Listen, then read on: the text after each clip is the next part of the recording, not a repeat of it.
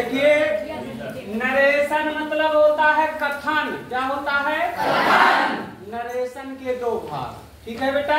किसी भी कथन के दो भाग होते हैं, एक होता है प्रत्यक्ष रूप से, एक होता अप्रत्यक्ष रूप से, ठीक है। यानी एक होता है डायरेक्ट और दूसरा होता है इनडायरेक्ट। तो डायरेक्ट को हिंदी में कहते हैं बेटा प्रत्यक्ष और इसको ठीक है। तो कथन नरेशन यानी दो भाग। किसी भी कथन को, किसी भी बात को दो तरीके से कहा जा सकता है बेटा।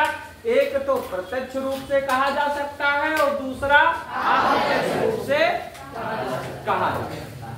डायरेक्ट स्पीच जैसा कि हमने बताया था, वक्ता के द्वारा कही गई बात को ज्यों का त्यों कह देना, ठीक है।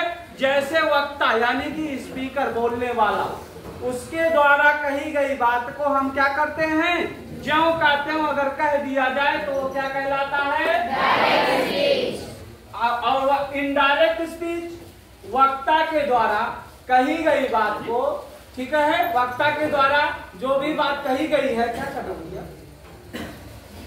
वक्ता के द्वारा जो बात कही गई है उसमें कुछ जरूरी परिवर्तन कर दिया जाए, ठीक है बेटा। अगर उस बात में क्या कर दिया जाए, कुछ जरूरी परिवर्तन करके अगर कहा जाए, कुछ बदल कर कहा जाएगा, तो वो आपका इनडायरेक्ट स्पीच हो जाएगा, ठीक है।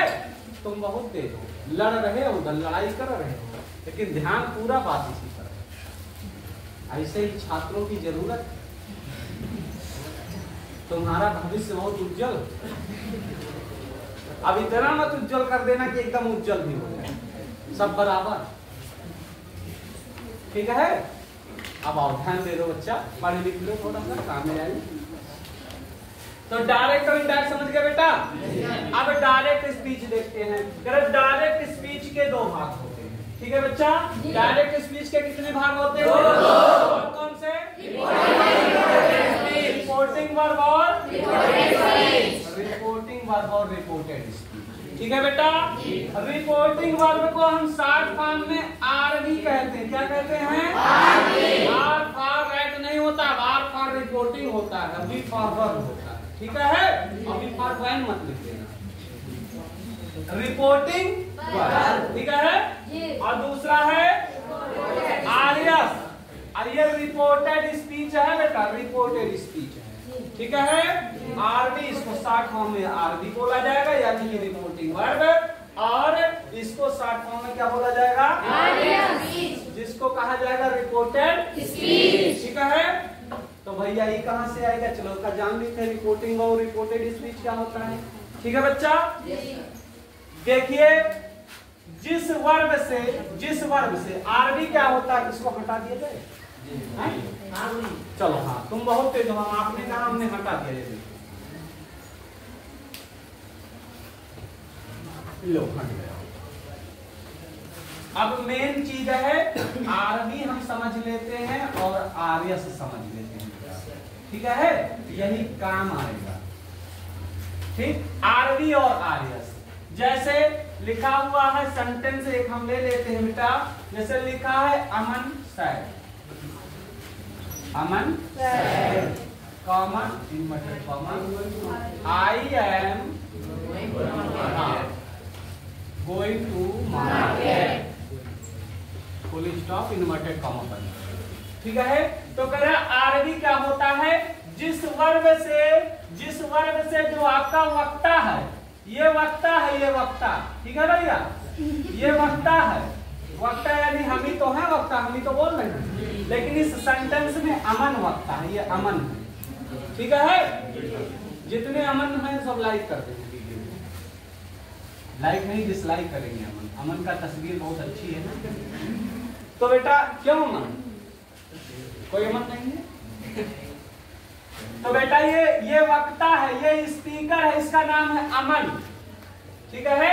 तो कह रहा है वक्ता जिस वर्ग से अपनी बात आरंभ करता है, यही तो आरंभ कर रहा, अमन सैड, अमन सैड, यही तो आरंभ हो रहा है बेटा।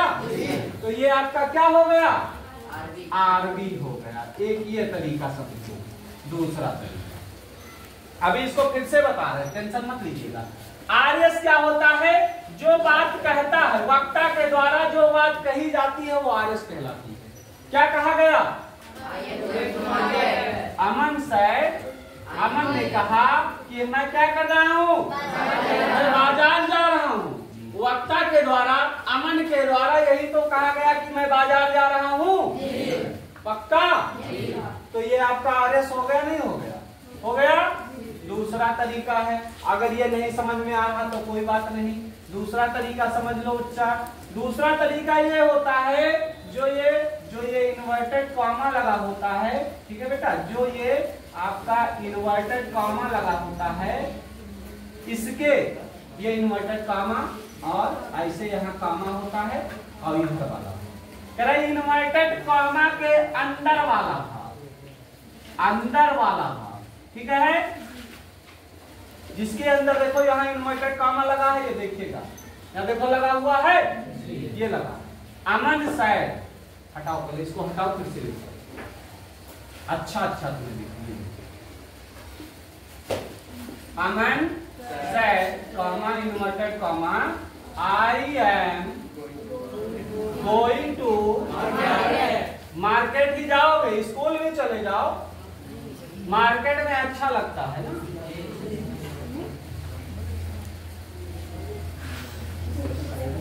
ठीक, ये देखो बन गया बेटा। ये इन्वर्टेड कॉमा लगा है, इन्वर्टेड कॉमा यही तो लगा है जी। इसके अंदर वाला भाग क्या कहलाएगा? आरएस कहलाएगा। हाँ वेरी गुड। अगर लेकिन समझ नहीं पाए तो अभी हम फिर पूछेंगे। तो बेटा ये इन्वर्टेड कॉमा है, इसके अंदर वाला भाग क्या कहलाता है? इसको बोलते हैं रिपोर्टेड स्पीच। क्लियर हो गया? और इन्वर्टेड कॉमा के बाहर वाला भाग, यही तो बाहर वाला भाग हुआ, यही तो हुआ बाहर वाला भाग। तो जो आरबी होता है वो बाहर वाला भाग होता है, बाहर वाला भाग। किसके बाहर वाला? इन्वर्टेड कॉमा के बाहर वाला भाग क्या कहलाता है? आरबी कहलाता है। बात समझ में आई? ठीक है। ये किसके भाग हैं? डायरेक्ट स्पीच के भाग। कितने भाग होते हैं? 2। कौन कौन से? ठीक है, रिपोर्टिंग वर्ब और रिपोर्टेड स्पीच। क्लियर? बस वेरी गुड, थैंक यू। बंद करो।